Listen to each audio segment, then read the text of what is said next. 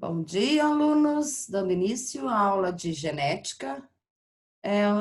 Hoje faremos alguns exercícios sobre a genética. Então, o primeiro é o exercício 22, da página 409. Observe a figura que se refere à determinação do grupo sanguíneo ABO. Então, a gente tem 4 amostras aqui, dos 4 tipos sanguíneos. Então, se a gente reparar o indivíduo número 1, como não teve aglutinação, aqui a legenda está dizendo, né, que essa figura aqui é aglutinação e aqui é não aglutinação. Então, esse indivíduo aqui não aglutinou anti-A e anti-B, isso significa que ele não possui, quer dizer que ele possui os dois anticorpos. Tá? Ele não tem antígeno. O número 2, como os dois aglutinaram, o anti-A e o anti-B, né, o soro anti-A e o soro anti-B aglutinou com as hemácias, portanto, é o indivíduo do grupo AB. Aqui, o número 3, a gente tem o indivíduo do grupo A, e aqui um indivíduo do grupo B. Então, com base nas informações contidas nessa figura, e em seus conhecimentos sobre o assunto, pode-se afirmar que o indivíduo do tipo 2, do tipo determinado em 2, formam os dois tipos de antígeno. Não, né? Só forma um tipo. Tá? Ele só tem o antígeno qual que ele estava falando? Deixa eu voltar. O indivíduo 2. Não, ele não vai formar nenhum, na verdade, né? As pessoas do grupo AB possuem os dois aglutinogênios, tanto A e B, mas não tem os anticorpos, nem anti-A nem anti-B, portanto, esse item está incorreto. Crianças dos grupos A e O podem nascer da união de indivíduos dos tipos determinados em 1 e 4? Então, 1 e 4, 1 é O, portanto, é Izinho, Izinho. O 4 é B.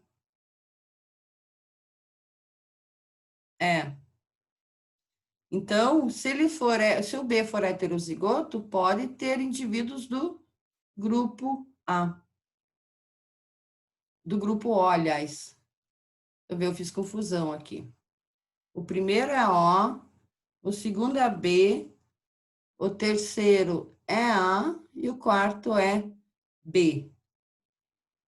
Então, na letra B, crianças do grupo A e O podem nascer da união de indivíduos do grupo U dos tipos 1 e 4.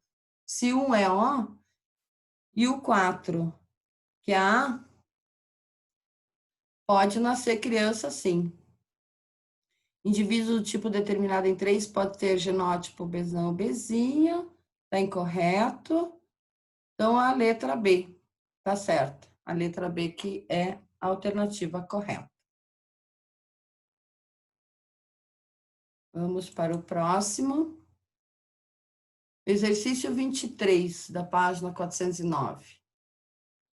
Um menino tem o lobo da orelha preso e pertence a uma família na qual o pai, a mãe e a irmã possuem o lobo da orelha solto. Essa diferença não o incomodava até começar a estudar genética e aprender que o lobo da orelha solto é um caráter controlado por um gene com dominância completa. Aprendeu também que os grupos sanguíneos do sistema ABO são determinados pelos alelos IA, IB e Izinho. Querendo saber se era ou não o filho biológico desse casal, buscou informações acerca dos tipos sanguíneos de cada um da família. E ele verificou que a mãe e irmã pertencem ao grupo sanguíneo O e o pai ao grupo AB. Então, vamos ver qual que é a alternativa correta aqui. Eu fiz aqui, ó. O lobo solto é característica dominante, então ele vai ser azão-azão ou azão-azinho. E o lobo preso é recessivo. O pai, em relação ao lobo, o pai, a mãe e a irmã, na verdade, né? Eles tinham o lobo solto. Então, no mínimo, eles vão ter um alelo dominante. Tá? A gente não sabe se eles são heterozigotos ou homozigotos. Mas se eles são heterozigotos, para o lobo, pode ter nascido um filho recessivo, né? Em relação ao grupo sanguíneo, o pai é AB, então o genótipo dele é IAzão e Bzão, e a mãe é O. Se a mãe é O, obrigatoriamente os filhos terão um alelo recessivo. Então, não pode ter nenhum dos filhos do tipo O, tá? Porque eles vão herdar do pai ou o gene para o A ou o gene para o tipo sanguíneo B. Então, voltando aqui às alternativas. A irmã é quem pode ser filha biológica se o casal for heterozigoto para o caráter grupo sanguíneo. Não tem como. Claro, o pai é heterozigoto, né? Mas a mãe não, se ela é do grupo O, ela é homozigoto. Então, está incorreto. Ambos os irmãos podem ser os filhos biológicos se o casal for heterozigoto para os dois caracteres. Também está errado, né? Já que a mãe é do grupo O, então ela é recessiva. O menino é quem pode ser um filho biológico se o casal for heterozigoto para o caráter lobo da orelha. Aí sim, né? Se o casal for heterozigoto, ou seja, azão, azinho cada um, pode ter juntado dois recessivos no menino. Agora, eles não fizeram referência ao grupo sanguíneo dele, né? Deve ser A ou B. Então, essa alternativa está correta. Vamos ao 26. Com o objetivo de realizar alguns testes, Mário forneceu uma amostra de seu sangue, cujo tipo em relação ao sistema ABO é desconhecido. Dessa amostra desconhecida, foram isolados o soro e as hemácias. Em seguida, foram realizados os testes indicados no esquema. Então, o soro de Mário mais o sangue de um indivíduo B, não houve reação.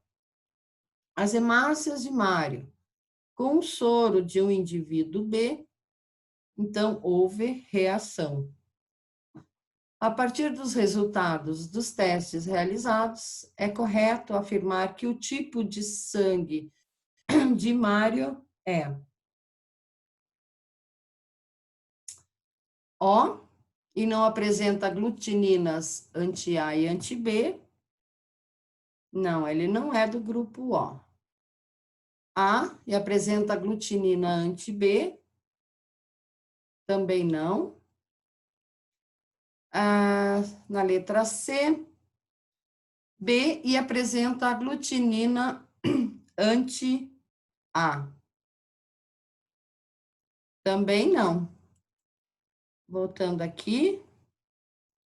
Se aqui não houve aglutinação, então ele tem um alelo para o B. Então, a B e não apresenta aglutininas anti-A e nem anti-B. É isso aí, porque o anti-A e o anti-B tá no plasma, né?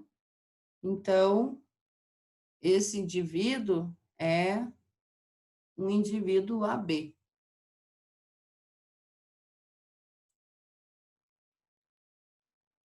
Exercício 31.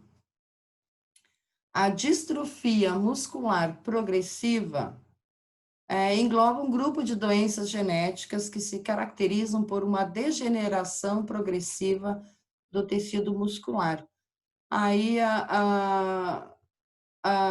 não é possível sintetizar uma proteína, né, que dá firmeza ao músculo, o que representa uma herança recessiva ligada ao sexo. Quer dizer que é um gene que se encontra no cromossomo X. Considerando essas distrofias, Analise o quadro abaixo. Bom, aqui a gente tem 3 gerações, né?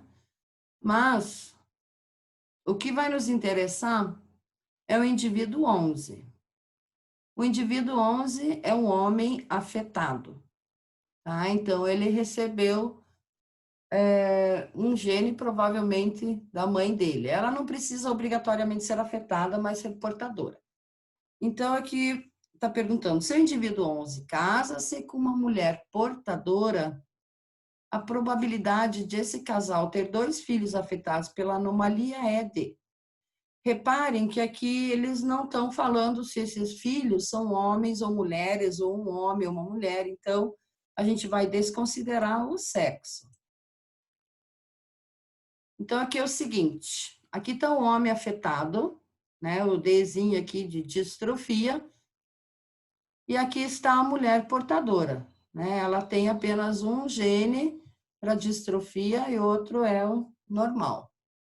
Então, fazendo o cruzamento, primeiro com primeiro, primeiro com segundo, segundo primeiro, segundo com segundo, a gente vai obter esse resultado, onde a metade dos filhos serão afetados, tá? Então, metade, um meio, como eles estão falando em 2 filhos, a gente vai ter uma probabilidade de 1/4, e isso representa, então, 25%.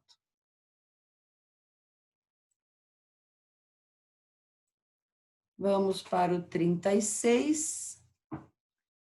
O material genético analisado em ossada só passa de mãe para o filho. Descobrir a identidade do rei Ricardo III foi mais fácil graças a uma curiosa circunstância. Os descendentes de sua mãe, Cecília, incluíram mulheres durante meio milênio. Isso é relevante porque o material genético analisado para comprovar que a ossada desenterrada era do monarca é passado só das mães para os filhos, sejam homens ou mulheres. Tratando-se do chamado DNA mitocondrial, isto é, aquele material genético que não fica no lugar de praxe, quer dizer, no núcleo, né, o núcleo das células, mas sim em um pequeno órgão, na verdade, organela, dentro delas, que são as mitocôndrias.